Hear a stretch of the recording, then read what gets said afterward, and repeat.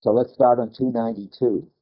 Um, you heard this already maybe once or twice, I don't remember how many, but we'll just take this as a sort of text for the first half hour anyway. About 8 lines down. My body is geared into the world when my perception presents me with a spectacle as varied and as clearly articulated as possible, and when my motor intentions as they unfold receive the responses they expect from the world. Those are the three things that you're trying to optimize.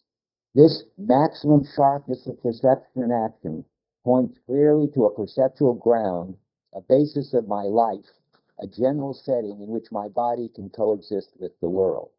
That's probably the basic idea of the book. And what we got involved with is a whole bunch of issues around that. So I'm just going to sort of first put that in perspective and then tell you what I think the 4 questions are that raises, or that you've all raised, and that then I think I can now answer. So all the arguments in the space chapter, which you just read, and I suppose in the whole book, depend on the organisms seeking not just a good grip, but the best one. And now I did say for, in my notes, probably I said it in class, for this task in these circumstances. That's what I think at least Rick wants me to say. I think that's wrong, and I'll have to argue for that in a minute. I think it depends on the organism seeking not just a good grip, but the best one. That's right.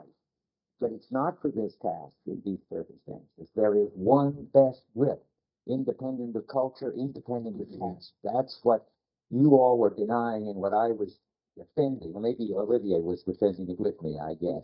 Sort of, half. That's what I thought. But now I want to defend it head on in a minute. So the chapter shows how important the idea of maximum grip is for Merleau-Ponty. It's certainly, this we all agree on, necessary for us to have an experience of the size of anything, of distance, of motion, of shape. And in the next chapter, it will be also of color, all the concepts that go together that make up our experience of a perceptual object. And now the question is what to do about that. I'm going to, um, and yeah, I thought I would just give one example, one specific example, before I turn to the really general story. And so let's look, how do we determine how far away something? Well, do we do it by calculating the disparity between the way how much our eyes are turned in order to see it? Or that Merleau-Ponty says, no, we don't calculate that. Do we calculate it in terms of the distance and the apparent size of the object on the retina? No, because we don't see that, and we don't calculate it at all. Something else is happening, something entirely different. He's talking about on 304. But let me say it first, and then I think how far an object seems to us in experience is a function of how much of a grip we have on it. And when it's near, then we have a good grip on it. As it gets further and further, we get a less good grip on it. At a certain point, like when you're taking off in a plane, you rather suddenly, though I can't ever get a clear sense of exactly when it happens, you lose your grip on it, and then houses and cars look like toys. And you get this too from the top of the Empire State Building. These perceptual constants break down at some point, and that's important because then you do get something like the retina experience. But normally you get an experience of something getting further and further away and keeping a constant size, unlike the airplane experience. And but it's keeping a constant size, but how far away it is, it depends on your losing more and more of your sense of what was it, the clarity, the detail, and so forth. So at the bottom of 304, about 5 lines from the bottom, taking the various apparent sizes of the retreating object, it is not necessary. What? Taking? Yeah. It isn't. That doesn't look like a sentence. Am I being dyslexic? taking the various apparent sides of the retrieving object, it is not necessary to link them in a synthesis if none of them has been specifically positive. I guess I should say, an aside, generally I think he's against synthesis because he always thinks that the whole is prior to the elements, though sometimes he calls the way the whole organizes the element itself a synthesis. Here he's saying it's not a synthesis of elements. We have the retreating object, we never cease to hold it and to have a grip on it, and the increasing distance, now we're talking, how do you measure distance, is not, as breadth appears to us, an augmenting externality. That is, what as you get nearer something, you can see it getting bigger and bigger in your field, I guess, your breadth. But how does depth appear to you? Because you can't see depth, it says, because it's not spread out in front of you. That's the point. So you can see how far you are from something that's spread out in front of you. You can see it getting bigger as you get nearer, and well, not getting bigger. You can see it. That's the point. You can see it as the same size as you get nearer, further away. Yet you can see it as nearer and further away. How come? Well, not by a calculation from the apparent size, which stays the same, but from a sense of their grip changing. Now, it expresses that the distance, that the thing is beginning to slip away from the grip of our gaze and is less closely allied to it. Distance is what distinguishes this loose and approximate grip from the complete grip, which is proximity. We shall define it then as we define straight and oblique. That's the part about vertical orientation, in terms of the situation of the object in relation to our power for grasping it. Now, I'm just putting that in right now as an example. He does the same thing with size and motion, and I'm going to come back to them by the end of the hour if we get time, but because I'm not sure we will get time, because I picture, although Olivier not being here might make it possible to go further before we launch into one of these big discussions, we may get involved in so many discussions over the 4 points I want to talk about that we won't get back to it. Well, in that case, too bad, but it's important, more important, to get this overall picture. So the perception of the thing as a whole, with its richness and its fullness, remember, is the result of the impersonal body, body schema, locking onto and thereby unlocking the thing in the natural world. That's the overall picture. And that's, and this is what I'm going to argue, the ground of all higher level intentionality, which is, and it's the thing in the natural world, is the subject of the next chapter.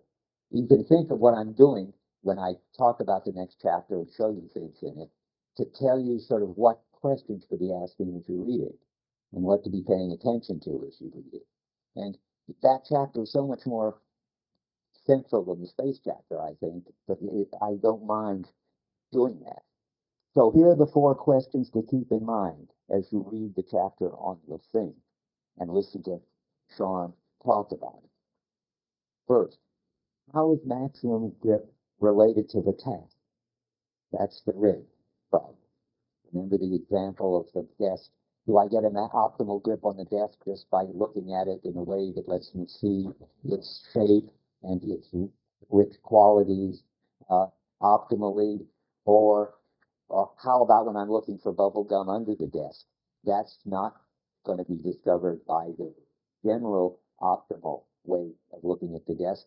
There's an optimal way of looking at the desk when we're looking for the bubble gum under it.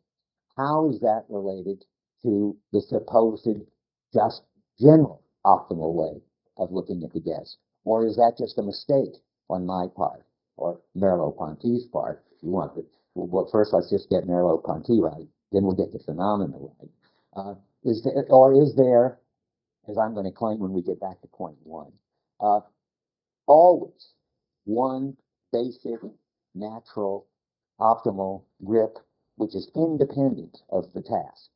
That's the, I'm sure there is. I'm sure I can explain to you how. It's complicated, but it's there. Then the second question is, And how about relative to the culture? Isn't the optimal grip also got to do, reveals the culture, or reveals the object as it appears relative to the culture?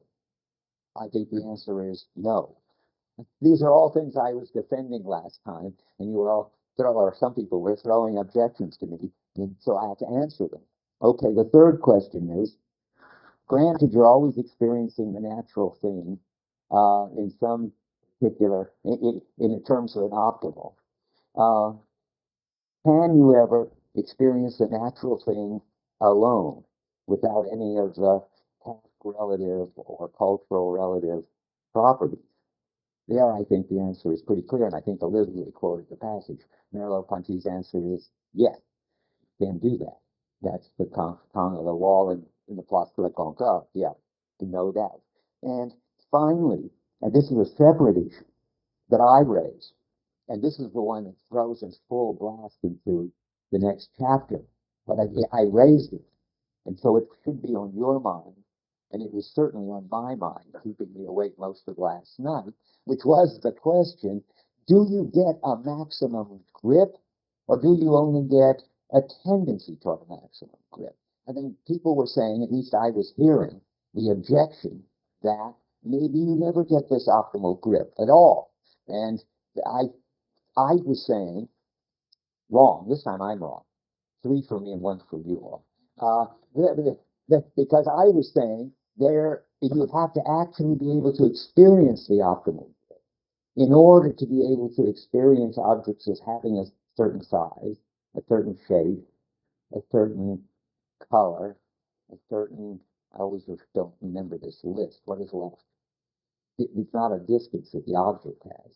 That's in there, but it's not a property of the object. Size, I left one out? Maybe I haven't left one out. I have to go back and look. Uh, Maybe size, color, and shape. Is that it? Oh, that's it. Okay. Where color, of course, stands in for sound and feel and everything. The whole list of such of what I get with my senses. What is le sentir? What was that? How was that sense experience? Um, so that's a very important issue. Do we ever experience the maximum? And a sub-issue or same issue from another angle, do we need to experience the maximum grip before we can experience stable objects with property? I said, Merleau-Ponty said we do. I now think I was wrong. I think he clearly says we don't. Though he also clearly says the opposite.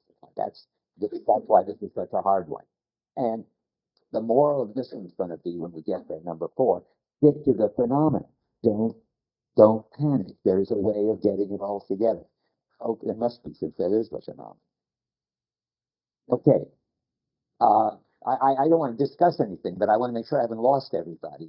Yeah, good, you have a problem. What was question number 3? Oh, yeah, well, I went very fast over 3 because I don't think it's important, and I think the answer is clear. Can we experience the natural thing in a way that is independent of any cultural stance that we have and any task that we have? Just in its pure naturalness, which means for everybody who has a body, whether it's a pre-linguistic infant, whether it's somebody in Bali, whether it's somebody medieval, and even primates. I mean, is there such a way that we can just perceive the thing in its pure natural thingness? That's the third one. Anything else? Okay, let's take them one by one. How is the maximum grip related to the task? That's the most fun in a way, because that's purely a question of getting a phenomenon. Let's just sort of see what's going on. The desk has a shape, a size, a color, and feel and smell, presumably. And Sean wants to add to this list top and bottom. That's the orientation part of the chapter, which I'm sort of skipping over. But Sean says there are experiments to show we experience all objects as having a top and a bottom, or as weird things that we can't figure out where their top and bottom is, but we won't be able to get a good grip on them until we do. That's probably true, but I'm going to skip that. We don't need to bring that in. We'll stick to the desk has a shape, size, and color. And there is a way in which, oh yeah, here's a parenthesis. I couldn't resist saying this at this point. Isn't it interesting that shape, size, and color crosses the distinction between primary and secondary qualities? In case you thought that what we were getting here in this list of properties were all relative to us in the same way, they're not. I mean, remember the whole Galileo and modernity move, that the color is relative to us, but presumably the size and shape are just there in the universe. And Merleau-Ponty is not interested in the distinction between primary and secondary qualities because he thinks that all of them are relative to us and are relative to us in the same way, and in a certain way aren't relative to us at all because they're really the way the thing in the natural world is. Now, behind this, which I'm not going to talk about, is a question of idealism always lurking on the horizon, which we get to. But because somehow the thing in the natural world is the way the thing just naturally is, and the thing in the natural world is the way it is because we've got the body set to unlock it that way. But don't worry about it. Back to what we should be worrying about. The, so if one claims that things are always presented as some deviation from an optimal for us to experience a stable object, then how do we deal with the Rick objection that the optimal depends on the task? I'm not. Uh, Now, the answer is simple, I think, in the phenomenon. You've got to have. I don't know what you all think. Ask it. Let's take a vote. How many think that there you lose the relevance, or you cover up, or you something the general optimal when you have some task which has its own optimal? That's how people? Yes. Yeah. Okay. How many believe there is a general optimal according to Merleau-Ponty? And the phenomena, which I'm going to say are always on the same side. And if you do believe there's an optimal, do you believe that it gets trumped or covered up by the task? I think this is my main contribution this morning. I think I understood something that I hadn't understood before. That's an important question, and it has a clear answer. When I go under the desk, which I'm not going to do right now, to look for the bubble gum, if Merleau-Ponty is right, and it feels right to me, I'm going to at the same time feel that I'm getting a very good grip on the bottom of the desk and the bubble gum. And I'm going to be feeling at the same time that I'm getting a terrible view of the desk. You're going to be feeling, if he's right, that there is a better way to see the desk. And if you weren't busy looking for the bubble gum, that's where you'd be pulled to go. But you'll resist that pull toward this better way as long as you've got this task. But the task doesn't in any way override the optimal, because the optimal is always there as the pull, as the sense that you are not getting the best view of the desk, and it would be better over there, which Merleau-Ponty describes as a tension, a sense of unbalance. Particularly the unbalance comes in when you're looking at the shape of something. There's some shape, he says, I won't rush to find the text, in which you see the optimal balance. And you're going to be getting a very unbalanced view of the shape of the desk under there looking for the gum. And you're going to be always pulled to get the better one and sense that there's a better one. And the basic reason why that must be right is that you constantly experience the desk as a stable object with a size, a shape, a color, and you do that while going under to look for the bubble gum, even though it's dark under there and the color looks sort of different and the shape is ungodly messed up and so forth. The object doesn't begin to mess up. Why doesn't the object begin to get unstable, and you can't tell what shape it is, and you can't tell what color it is, and you wonder what size it is? Why doesn't it? Because you're always experiencing yourself as deviating from the optimal while you're doing the task. Now, oddly enough, Eric does not seem happy. I should think everybody would throw up their hands with delight. So when you go under the desk program, you get a sense that you tell your pedestrian. Do you also tell of your speeding and of your current and your ferries? No, because you're not trying to see them. I can switch that into this existential point. All of this has got to be sort of existentialized, meaning there's something you're trying to cope with now that you're interested in, and because you can't be trying to get a grip on everything, right?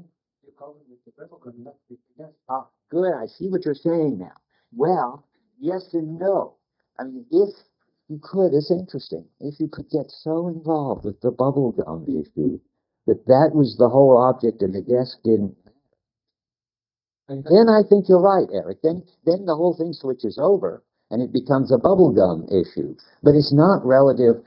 What's relative to the task, I see what you're saying, is what's going to be the stable object and what's going to go into the background. That's, but that's okay. Uh, well, it's interesting. No, I don't know. Stick to the phenomena. What happens to the desk if you go under and look for the gum?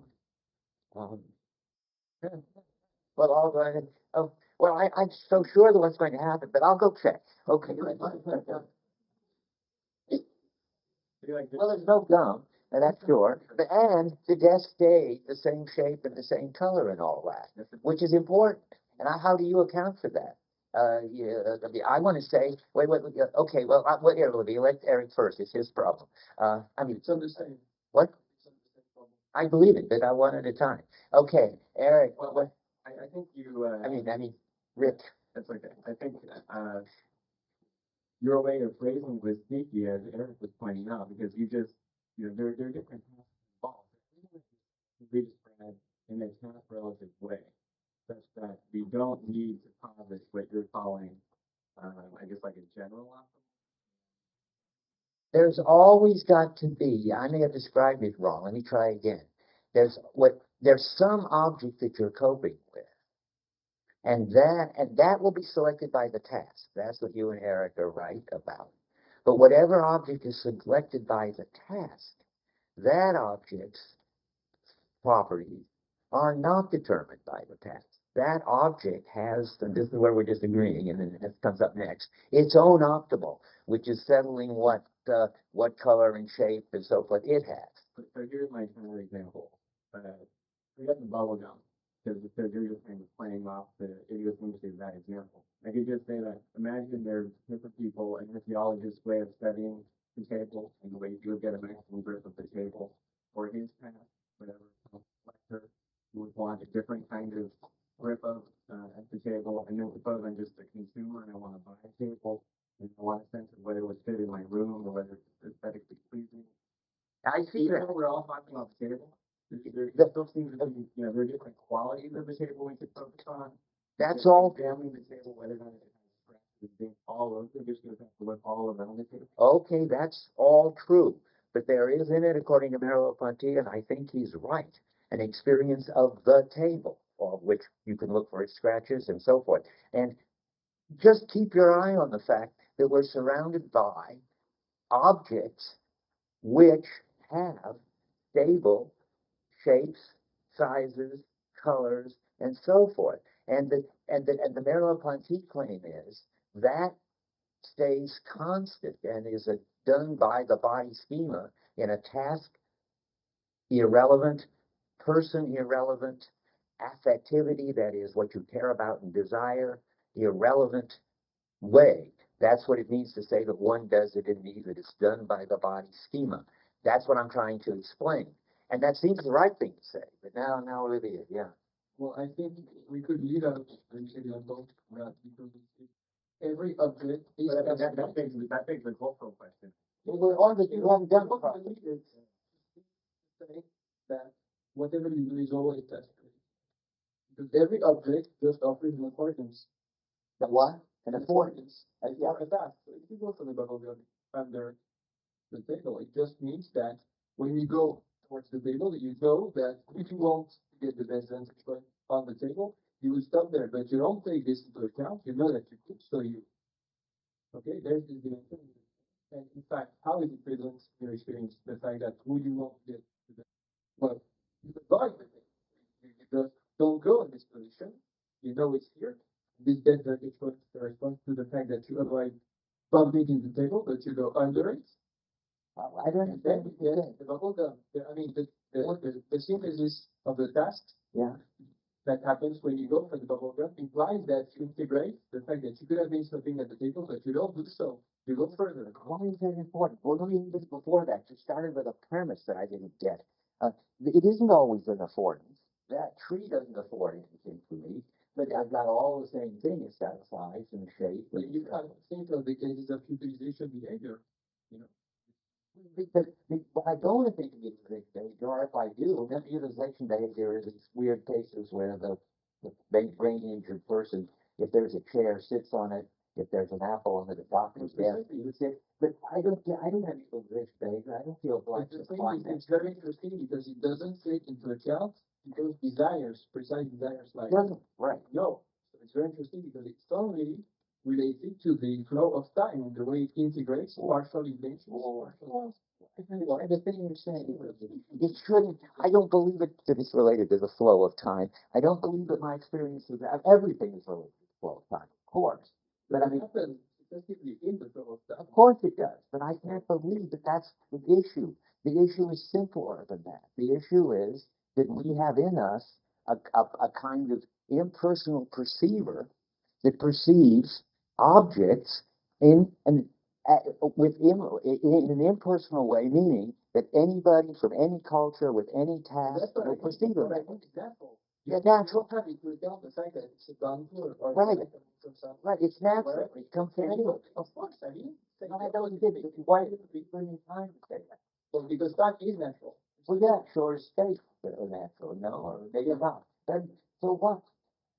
Can't we separate it from time and say there are natural objects? What you do is always in time. Yes. If you stick to the phenomena as you propose to do, then you have to take into account the fact that there are intentions. But you could stop at the table and you have to notice it.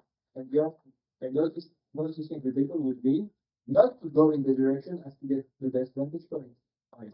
But you go under it because there's another task that presupposes that first we take into account the presence of the table to get the showing up that's under it. Otherwise, it would be under what? I don't see why. I mean, I don't think anything said it's wrong. I just want to repeat what I said because I don't think that I need anything. Well, what I mean is that then you can say that the objects are not task related. Factually, that's the term I want to use. Related, task related. Factually. Related. Oh, related. Oh, good. Oh, good. I was afraid something new was happening. The objects are not related. I mean, related to what? Each other, the task, me? The objects aren't related to the task. We agree about that, don't we?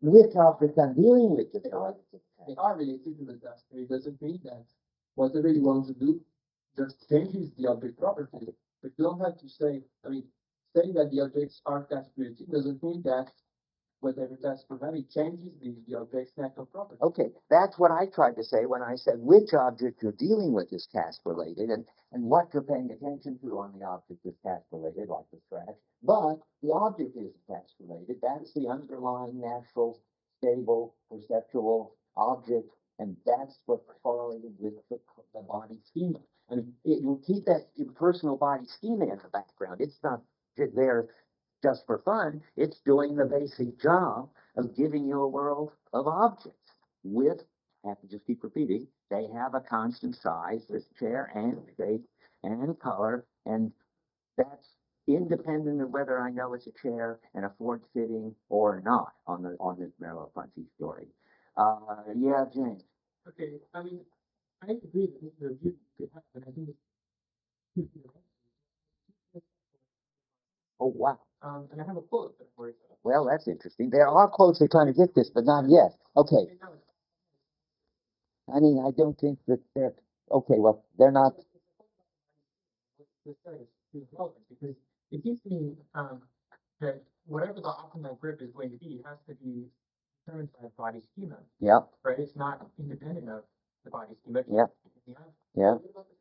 Near the bottom, it says, in the last analysis, if my body can be of form, and if there can be in front of it important figures against a different backgrounds, this occurs in virtue of its being polarized as of its existence towards them, of its collecting together of itself, in its pursuit of its aims. I don't know what to do with that. Well, I don't see the problem. I think that the task, I mean, again, to stick to the phenomenon, the task orients me toward the object, And you wouldn't be normally oriented to the object without a task. I think the Place de la Concorde shows you can be. You could just stop your job and stare at the wall. But you were doing that. You think you have a task right now? Abstract and elementary attitude that is very complicated. Well, but it means you're doing something because I think you decide to stop working and to transfer the whole mm, I mean, it's sort of paradoxical to say your task is not to have any task. One thing at a time. So you've got a task, and your body schema, it says body image, but we all know it's body schema, is that your body is in the world.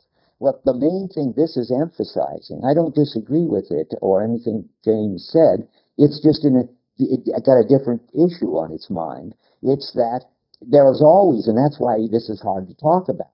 Normally, the body is engaged in a task, and it's got in a culture, and all that is involved in being in the world, because Merleau-Ponty is, if anybody in the world is, a holist through and through. And that's right. And yet, within this holism, there is this claim of a fundamental structural ground of our perception of objects that we share, and we're back again, with creatures that don't have our kinds of tasks and so forth. And that's not incompatible with the fact that we normally do see objects because of our interest. But they don't, and this is crucial for him, there's a certain level at which they look the same no matter what. I mean, yes, that's the critical point. You can, because on the point of view of the body, I mean, unless you have very strong neural of the body, tell you what to do, what you're going to be interested in doing with such or such object. But the fact that you have different interests, maybe to look at the bubble gum under the table won't change the color of the bubble gum itself. Wait. I don't need, sorry about this, but I think we have to go on for a minute. We can come back to this, but we're not getting in. We're not going to get any further with this, and we're not going to get my 4 points done if we don't stop for a while talking about it. So I'm just going to say again what I said, and then we can all come back to it later. So I want to say that I mean, and I see now that my wonderful solution was too simple. But when I said that we have 2 tasks at once to keep the table stable and the bubble gum stable, that didn't solve the problem, right? The problem is has to be solved in a harder way when you just concentrate on something, either the bubble gum or the table, and you see, and you I guess Merleau-Ponty wants to say, that no matter how much your task of dealing with it, what you're going to do, what you're thinking of, what you desire about it, care about it, is no matter how much that varies, and no matter how much your culture varies, and this is clearly his claim, there is an impersonal one who's in your body, which is seeing it just the way that any other one would see it, even primates and so forth. That's the claim.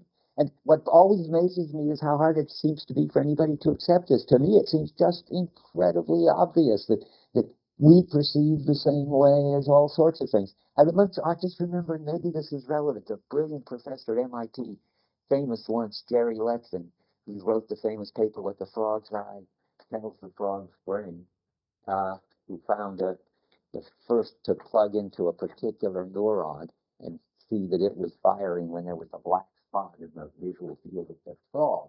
But Letson said, in another context, how amazingly cross-species perception is. And his example was sort of interesting.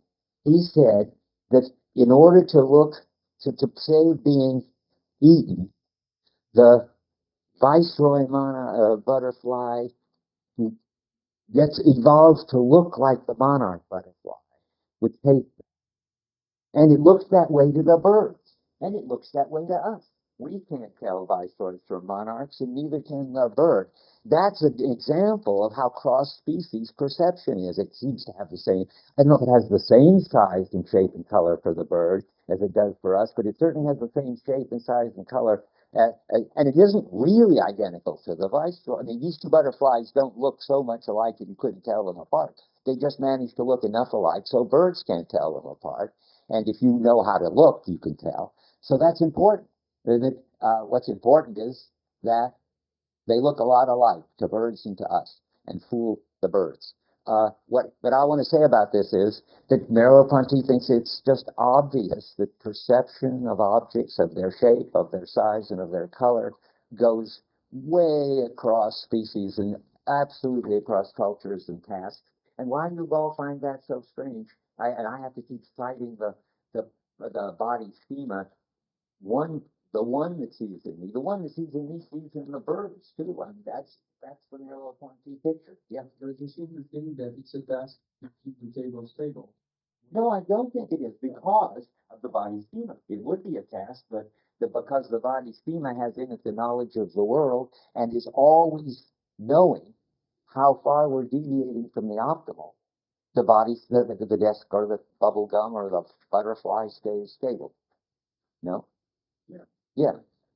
Okay, I'm going to go on. I don't see a problem there yet, although I see the problem that I haven't convinced anybody yet. But there are plenty. That's the two terms that I don't think are worth mentioning. I haven't heard you mention the kind of attention, motivation. I try to not mention them. Yes, go ahead. Not mentioning. I mean, I think they're integral to this I think they are not integral to this. And why?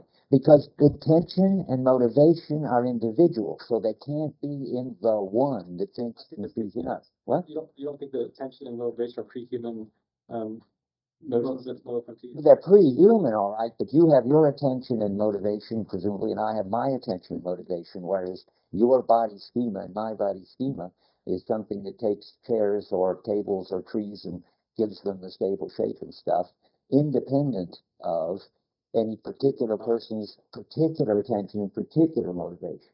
Would that be getting too logical and how you get nature? Well, no, it would be just getting impersonal. I mean, there is an impersonal thing in our body, and it has anything to do with our interests, our agency, our tasks, and our culture. That's what he said. I I want to convince you both that he says it and that it's right, and that it doesn't really violate anything you want to say. That on top of that, so to speak, you will also see this as an object with a certain use if you belong in this culture, and you will see it as okay. But I haven't got the culture, but that's a good transition. Or can I go about birds? Yeah, Because it me that a lot of birds, for example, right. I know, amazing, wonderful. So how can the optimal grip for a bird be the same as what it is for us? I mean, it has to be at a very different distance. Ah, it doesn't say that it's the same, but that's interesting. I think that's interesting and important. We got to get clear now. When I say that it's an impersonal one and it's the same across all the cultures, I I mean not that they've got the same perceptual capacities. Well, they're just concerned by the maximum grip as well. What?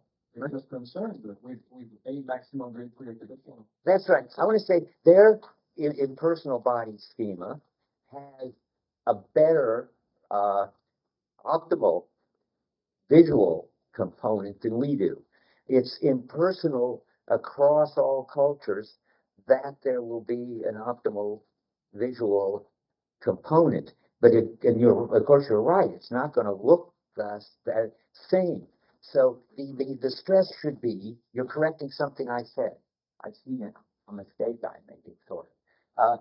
The correction should be on the impersonal, not the cross-cultural. By that I mean the important thing isn't that the one in us is the same as the one in the eagle and so forth. That's cross-species. The important thing is that the one in us has nothing to do with our interests, our desires, and our tasks. And the one in the eagle will have nothing to do with its interests and its desires and its tasks. And I think they will have a lot of global gestalt qualities in common. But that's not the important thing to stress. The impersonal thing to stress is that there is a way that every species that perceives objects at all perceives them in a way independent of their tasks and interests. Not that they all perceive them in the same way we do. Though I don't know how far to go with that, so I Well, won't the go. thing is, it doesn't even imply to take into account the degree of body, his precise visual system. You have to eventually. No, you don't. Why? Well, yeah, he can see, okay, but there's the thing you can see better than us, he's moving on.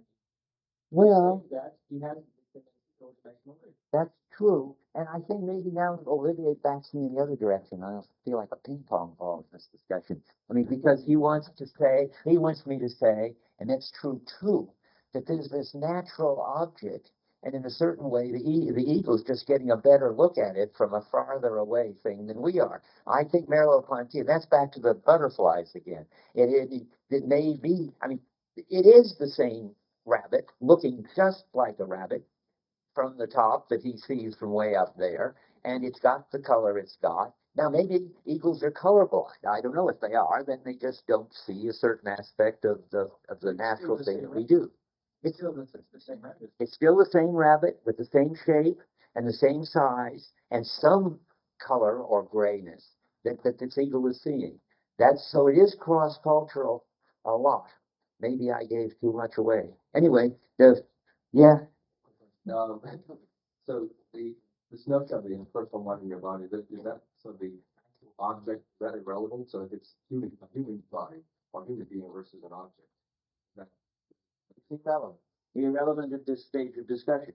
That it will also, if it's a human, automatically draw on something in your system, which may be in your visual system, in your brain, in your being in the world, depending on what level, which makes you unable to not see it as a person. That we'll get to in the chapter on being with others.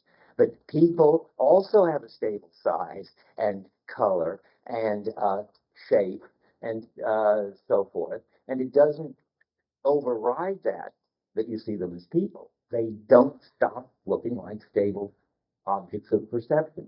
That's the same point again. Well, and it's the cultural. Well, it's related to more like the cultural point than the task point.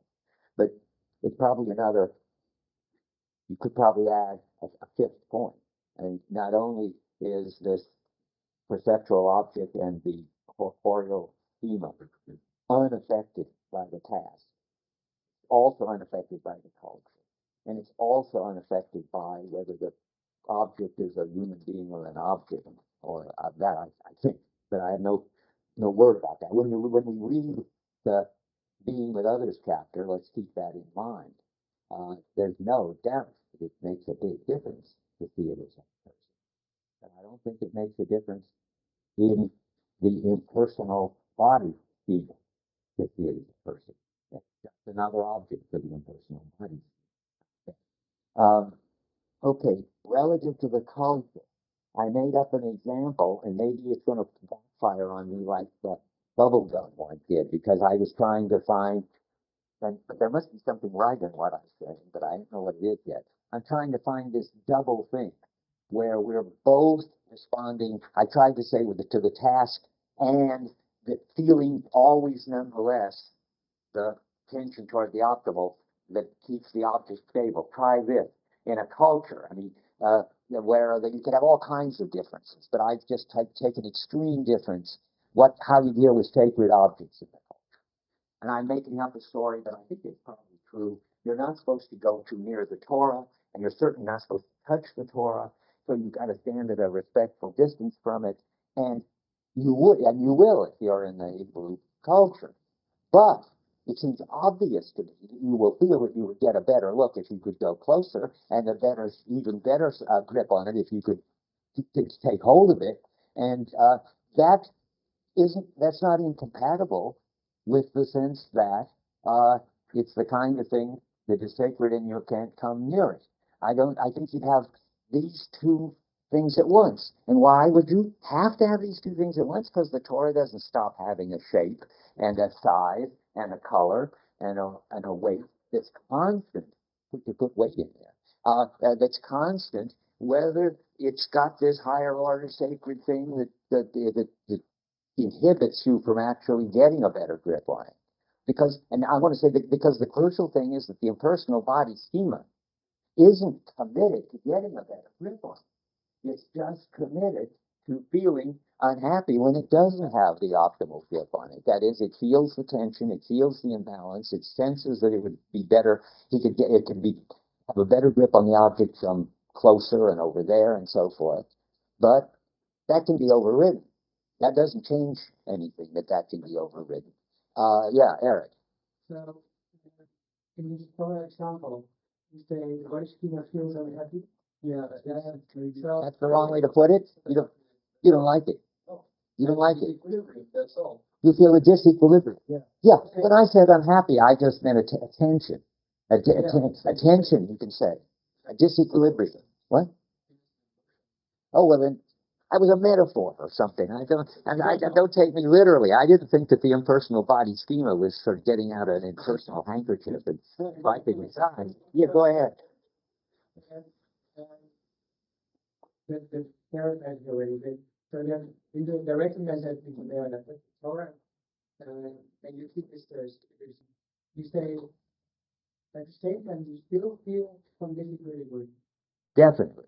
You feel that you could see it better from over there, and everything else being equal, you'd rather be over there. That's already putting a little too much personal stuff in it. I can say that. Everything else being equal, you'd rather be over there because you're just having it makes you uneasy because you're sort of blurry and so forth. And this is something you can experience consciously. Well, you could. I think you'd be too busy looking at the sacred Torah to worry about it. Because it's feeling the part of the fact that it's sacred because precisely it's sacred because you're not allowed to go further to see better. Right. But okay, but you're always feeling, but how conscious you are, I guess, of this disequilibrium is a whole other question.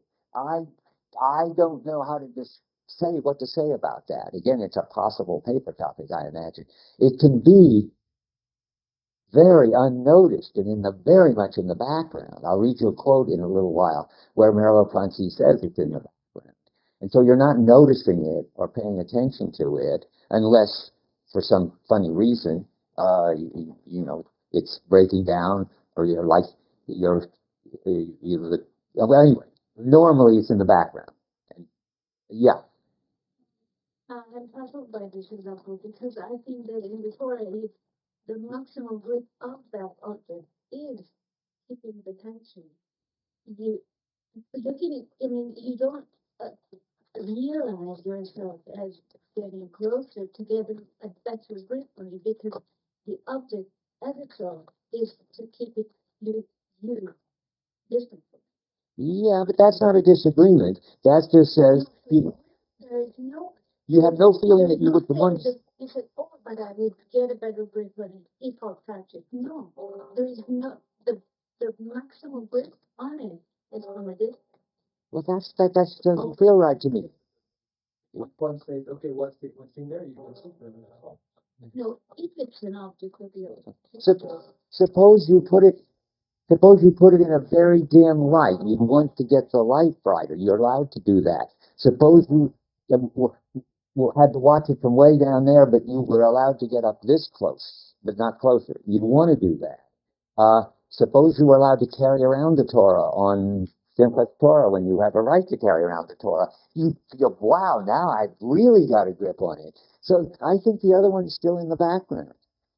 Think about it. We talk about it more. Yeah. Seems like the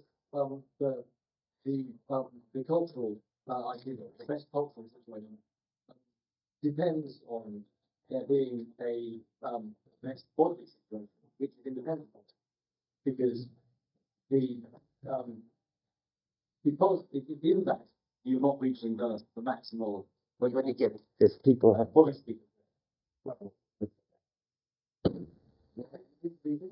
reaching the maximum body speed, right. That will be respectful to the other. Right. So it depends on.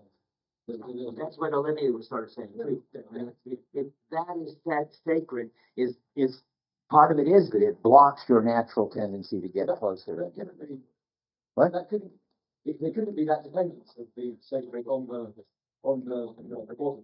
If it weren't that there was a body. If it weren't the fact the body scheme was actually independent, so.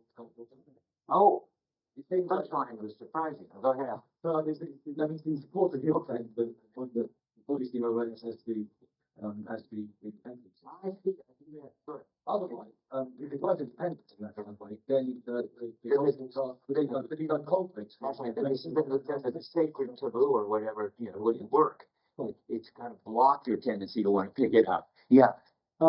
You think that maybe your personal motivations, kind of in a way, well, personal motivations are certainly affected by the culture, and so your attention can shift. They're blocked by this impersonal, what am I trying to say? This impersonal ability for maximal grip is being blocked by these personal motivations in this case that are affected by the culture. Yeah. I like to think of it in terms of this impersonal ability for maximal grip. You don't have to fulfill this maximal That's grip every right. time. But you have to feel. I mean, have to because it's this impersonal thing happening in you. That this tension, this disequilibrium, this unbalance, this pull to see it from over there. You can then override the pull by this cultural I can just thing. like the sacred law that says I should not be close to the Torah. That's right. That's right. Well, that's what we're all saying. And then we're agreeing about that. Maybe, I don't know if you're not, you might not be, but Do you think that's a good way of putting it, though? Like your personal motivation, in a way, blocks this impersonal ability for maximal grip in this case. Yeah, but it blocks doing it, but it doesn't block, it can't, because this impersonal, for the body, even goes right on saying, boy, this is a tension. I mean, how clearly it says that, I don't know. This isn't optimal. You'd be better off if I were over there. But, yeah, and you block it. The personal motivation causes your attention to shift such that you don't fulfill this ability for maximal grip. You don't, but I keep wanting to stress, because it's going to turn out to be very important later. It isn't just, you just don't fulfill it. The important thing to stress is, but you still feel it. I mean, the body schema goes right on saying, this is an unbalance, this is a disequilibrium, this is a tension. Yeah, I would be pulled to go over here. Yeah. Okay. But this is where distance means. Yes, that's right. That's what distance is, he says. It's the sense that I'm not as close as I would like to be. That's what distance is. And where close means getting a better grip, where the impersonal body schema could get a better grip. Okay, James and then Eric.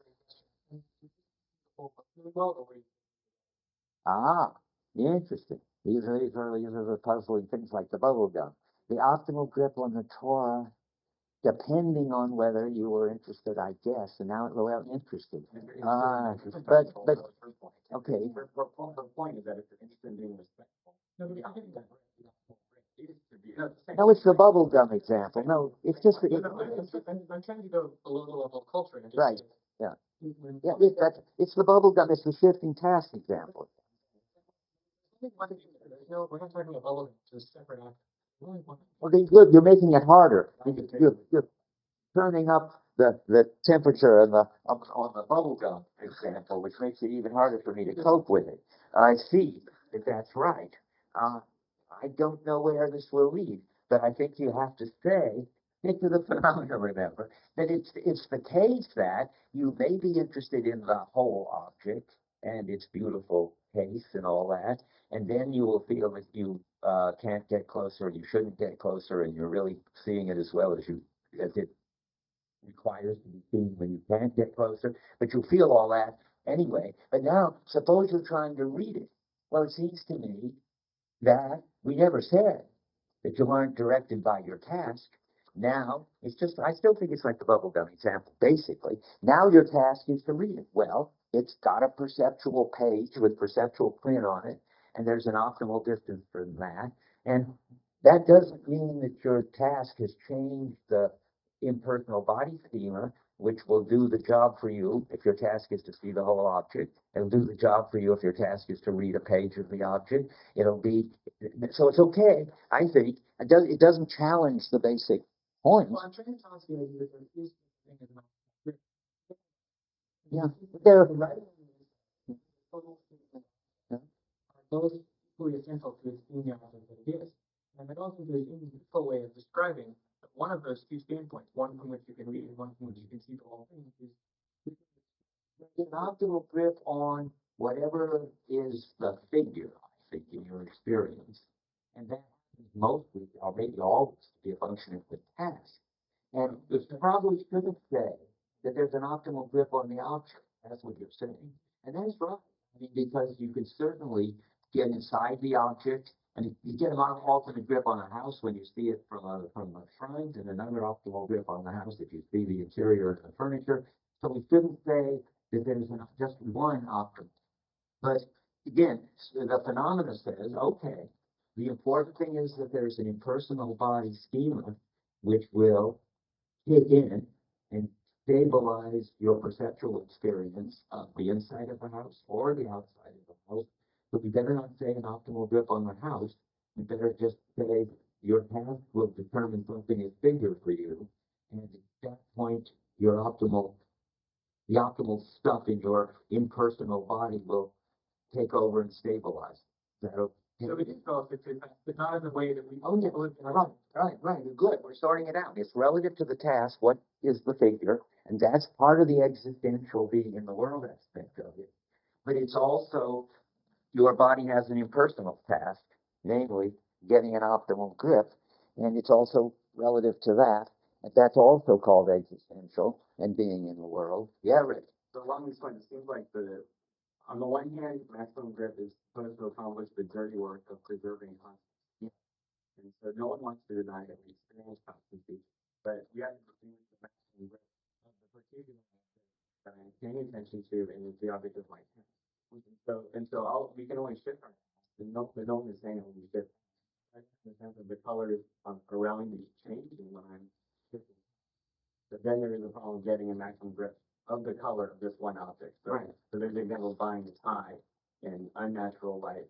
And then to really get a maximum grip of the color of this tie, you're really just looking at it and looking at it next to different things. And then I go outside in sunlight, and then really, if ever there were a maximum grip of the color of this object. That's right.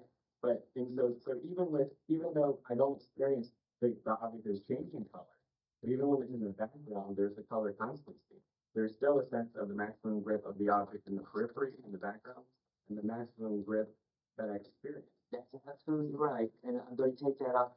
So these are two distinct. Yeah, that's point 4. That's because that's related to the issue I said that was important, whether you ever needed to get the maximum grip. And to really, this is the question of whether the true color needs ever to be something you see. Maybe you can't get any red light to see it in. That's a separate question, though. Well, now I just want to emphasize how it seems like there are two things, the background and the form. And I guess that's a question. On your understanding of maximum grip, is there maximum grip happening all the time, and that's what's preserving us? It's the sense of deviation of norm. Yes. And that's in the background. That's why we have all the constancy. Yes. But you also would accept, if we just look at the phenomenon, that sometimes we are engaged in it and want to, that would also be a case. Like the pain. Yes, I see what you're saying. You have to think about it. I'm looking at a pain. I'm forgetting the distinction between maximum grip and optimal grip. No, I don't think so. I think they're the same. I don't think that's going to help. What Rick is saying is, there's a new interesting issue there. There are always interesting issues. What that interesting issue is that the Merleau-Ponty is quite clear, but I won't go and try to grab the page and read it, that the optimal grip is a kind of optimal that takes into account various factors and kind of does a Pareto optimal on them, if you know what that is. I mean, it tries to find the position in which you get the most of all of them without getting all of any of them. And now Rick is saying, yes, but you could shift that too if your interest changed, where instead of trying to get the optimal that gets the best combination of seeing the texture, seeing the size, seeing the color, seeing the shape, that you just put them all into trying to optimize one of them. That's what you're saying. And you could do that. And what about that? Well, that doesn't destroy the constancy in the background. That's right. And your impersonal schema is going to go on anyway. That's just a refinement, but it's an interesting refinement. Yeah. I don't see why like written privilege doesn't like the cultural significance of what we see and the natural significance of what we see. I think like you shouldn't be privileging like natural or natural perception of things as natural things as when you're talking about maximum grip, you need to take into consideration human significance, you're doing disrespect to our being in the world because it includes all these cultural and human significances, and that lies above everything else, all the biological stuff, all the natural stuff, all the spatial stuff, and yeah. Yeah, I see what you're saying, and I just want to say for Merleau-Ponty, that's interesting, and he'll get there. And then he gets to the freedom chapter and the others and so forth. There is, so to speak, on top of this basic level, all these other, and the basic level is not trans. Level, you're calling it, he says that the impersonal one, this basic level is still a human. If you're perceiving as a human, it's going to have a human aspect to it. Well, now that's point four, but we might as well skip to it because we're going to get it out of the way in a hurry. Point four is yes, most of the time this thing looks, if you're in a Christian culture, as a creature of God, and if you're in Homeric Greece, it looks like something that whooshed up, and so forth. There's a different way things look in each culture, and all kinds of differences. And Merleau-Ponty thinks that, given his sort of top-down holism, most of the time it's already God, not only this impersonal list of stuff, which I get tired of repeating, but it's also got the perceptual, it looks like a creature of God, or it looks like something that washed up, or it looks like something that needs nurturing if you're in Athenian Greece, or it looks like subjects and objects if you're us. That's true, all right. And but Merleau-Ponty wants to say two things about that. One, that presupposes as its basis that you get a stable perceptual object first, and then without that you can't have it looking like a creature of God or anything else. Second, and this is this funny passage which I said I would get out of the way in a hurry, is the place de la Concorde comment. I'm going to just skip to it because I just want to do number four when the time comes. Because when you see the stone is not having Yeah. and well, first he goes through two steps. He says first this is the stone, and then essentially it just looks like the colors and the Good, yeah. So he's just making a point that all of this was like underlying the culture of Egyptian. That's right. It's all there. Yes. But like, That's right. And I don't know what you're saying, except probably that the cultural significance is important. And not only is it important what we share with the higher primates and maybe the birds, but it's important that what we share with all human beings, and even more, it's maybe very important what we share with the people in our culture. And that's fine. But what interests him is because he's writing the book, The Phenomenology of Perception, to get this clear about this impersonal body-schema level. And this isn't just because he happens to be interested in that, but he thinks that that's fundamental in the sense that if you don't have that, you can't have the others. And you could have that without having the others. That's just what the wall is supposed to show. It's a philosophical point, not that the gritty wall in the Philosophy of Concord is supposed to be as interesting as the book, but that it's a relation of founding, as Husserl would call it. That is, you can't have any of these others without having this perceptual one. You can have the perceptual one without having the others, although that's a weird case. And you should know that, and it should be philosophically important that there is this basic level. Yeah. And coming back to your whole life vector, because I think it's important, and well, say that you get an excellent grip on the figure, then I think you need not say getting a grip on the object. Maybe then we shouldn't maybe say it the way Rich said it, but the phenomena is we can pick out and put as a figure on a background some particular natural property of the object, the tie in this case, namely its color. And we do that by focusing on the color and trying to get the optimal for seeing that color, even if the shape of the tie doesn't turn out to be important anymore, or the texture or the material. And those constants will be in the background in the sense that we're not noticing them. And that's all he wants to say. Well, let me go on. Because there's one big, really important issue we haven't even gotten to, or maybe two. Let's do the culture first. I think I finished that. Good, I finished that.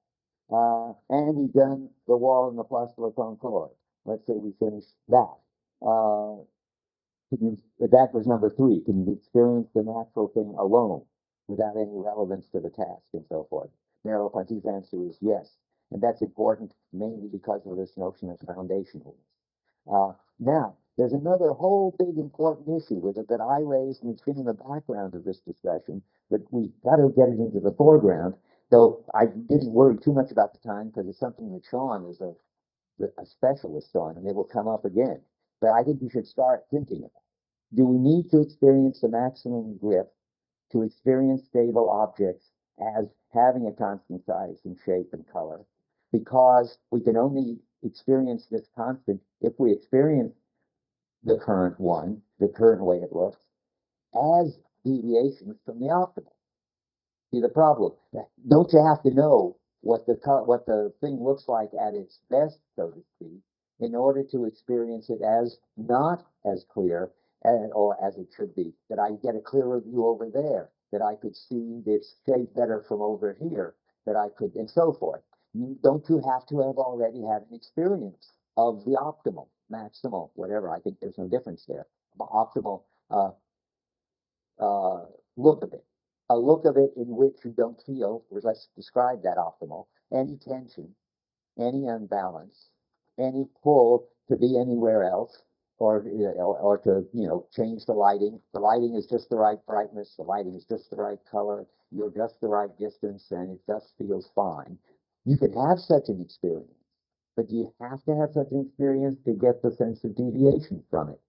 Well, that's a tough one, but the answer has got to be no, because it would have weird results otherwise. If you just didn't happen to have ever had the optimal experience of the such and such, you couldn't have a stable experience of the such and such. Uh, but then you get this funny question, but how do you know what the optimal is if you never had an experience of it? So you can understand, feel your present experience is not as good as it could be. I guess the answer to that is supposed to be, and that's why I think it's so interesting and important, the impersonal corporal schema knows somehow. It's got in it a whole understanding of the world already, and then therefore it's got an understanding of what this object would look like from the optimal, even if it's never seen it from the optimal. Olivia is not even encouraging it, because it seems like an outrageous thesis. But I think Merleau-Ponty would just say, but look, that's how it has to be, because we know that people can experience stable objects with stable shapes and properties and colors and all that, who have never seen them under the optimal conditions.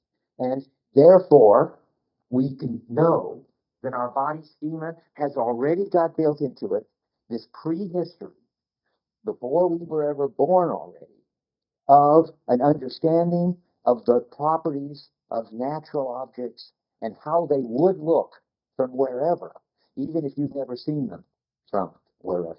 That's built in. It's amazing and true, probably. Yeah. In general, norms.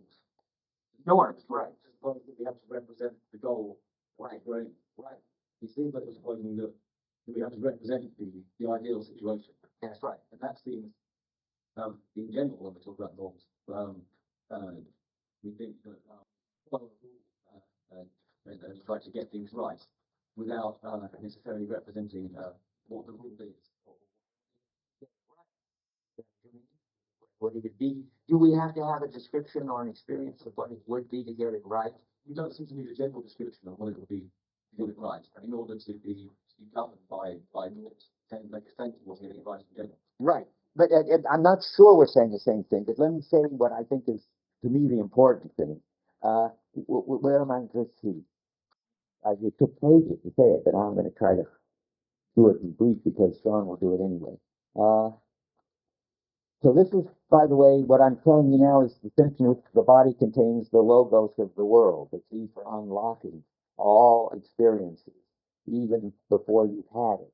And the point is that you don't need to experience the maximum grip. What you always experience is the more or less deviation from the maximum. And thanks to the way the body schema already has an understanding of the world, it gives you an answer that this is the best, or it would be better over there. It gives you attention and sense of unbalance, or it doesn't. I was just wrong when I said that you had to experience the maximum grip in order to experience the constants that are related to them. It's just not so. And the clearest quote for where it's not so is on 356, which Sean picks out and makes a big fuss about. And I'm going to refer you to that. It's just a sentence. No, no, wait, the real color? Yeah. Oh, yeah, okay, yes, it's about 5 lines down. The real color. But take Rick's story about the tie and the fact that you may never have seen the real color, in the sense that, only in this peculiar sense, that you never seen the color under optimal conditions of lighting and nearness and head-onness and all that. But yet you see the real color. You saw the real color all along. Because the real color isn't the color that you experience when you see it optimally. The real color is what is in the background, giving you the experience that all the experiences you've had of that color so far are not optimal. It gives you the sense of, I could see it even better from there and see it even better from there. Just to have that experience is already that is to see the real color. You never have to see the optimal color in order to sense deviations from the optimal. And as long as you're sensing deviations from the optimal, you're seeing the real color. This is said on page 7, line 7 of 356. The real color persists beneath appearances as the background beneath the figure.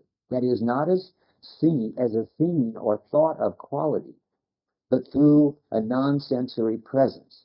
Well, the non-sensory presence is the tension, is the feeling of unbalance, is the sense that I could see it even better over there.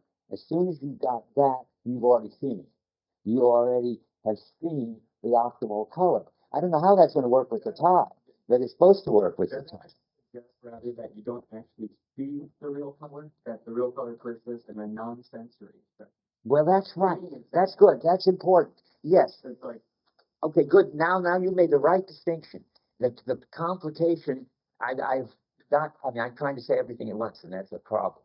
There's the real color in the sense that is tied up with the optimal grip story, that counts for all the deviations, is a color that you never see. like a magnet underneath fucking you. Right. It's what is the nearest you come to ever seeing the real color is seeing the color in a way that you don't feel any tension anymore.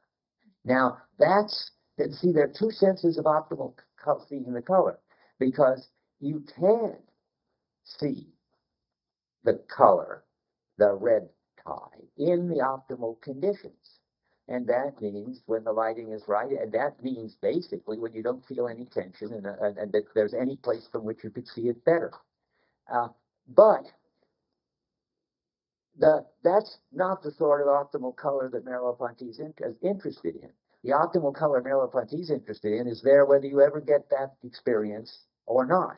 That is, whether you ever get the color in the best conditions. The optimal color is there in the background, drawing you to get the optimal experience and to not be satisfied without it, feel the tension. Whether you ever get it head on, whether you ever get the optimal color in the other sense. Now, I could read you passages, and if Sean doesn't, I will, in which you can see that Merleau-Ponty seems to be confused about this, in that sometimes he seems to, I think he is confused about it. Sometimes look at 370 and 371. There's a place where you can see it, where he seems to say that the optimal is the maximum richness, whereas I just read you the passage from 356 where he says the optimal is the color is always in the background. The real color. The real color, which goes back to Right. the optimal color, which is just kind of. Well, interesting. Keep your eye open for that. I think the real color is the same as the optimal color in one. I think the optimal color is itself ambiguous. I think the optimal color is the name for what's pulling you toward lack of any tension, but it's also the name for what you see when you get to the place where there's no tension. But you're right. I'm only claiming this. But look, here's the place on 371 where it's clear that the optimal is the maximum grip. But But look at this, how confusing it is. Well, Rich, just what you're saying, and what I would want to say too. He says, I run through appearances and reach the real color or the real shape when my experience is at its maximum. See how that, I mean, that messes up what you just said. Well, no, because the experience is at the maximum, but it's I see, that's what you want to say. real color. Ah, I see, that's what you want to say. Good, let me go on. So the experience will reach a degree of clarity, a maximum richness. And then that will be a culmination, an optimum balance. I'm just skimming through the paragraph. It's my full coexistence with the phenomena at the moment in its maximum articulation. Okay, but then no, that is the problem. Because he's calling that the real color. And that real color is this maximum clarity story, right? But notice we're now on 356. But the color doesn't vary. Color is just there. It's just real. You get a clear or Okay, but I see, you get a maximum experience of the color when, well, when there's no tension and so forth. But the real color is not, color.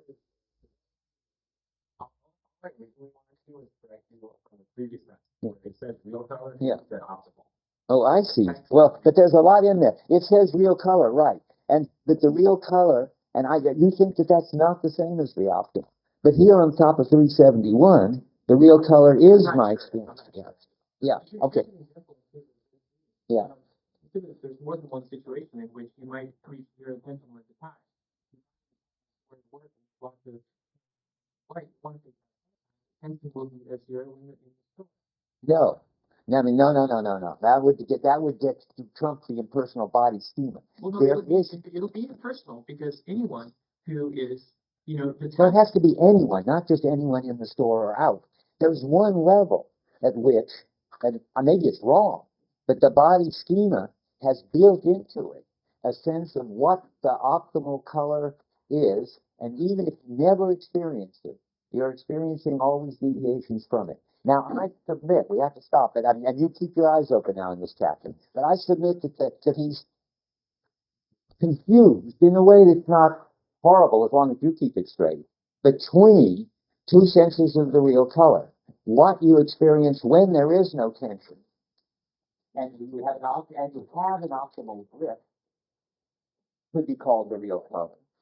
Or what gives you a sense of wherever you are, vis-a-vis the optimal grip, could be called the real color. And even if you never experienced it, it's what you are always experiencing yourself as either far from or near from or at. And that could be something you never experienced. Both are there. And just keep in mind the phenomena. It's true that some optimal color is guiding you impersonally all the time, whether you ever see it or not. And you can call that the real color in the background. Or some color is the color you get when you get the best lighting conditions and distance conditions and everything that your impersonal body schema knows are the right ones. And then you see a color. You could call that the real color. I think that it's more interesting to call the real color the thing in the background that you never need to experience, because that's what's doing the impersonal job. That's what the body schema is operating off of and giving you. The other is just good luck if you happen to see it when you need to see it in its best. Okay, now you're prepared to read this chapter on the thing, looking for these important questions. That's it. Have a good vacation. One question.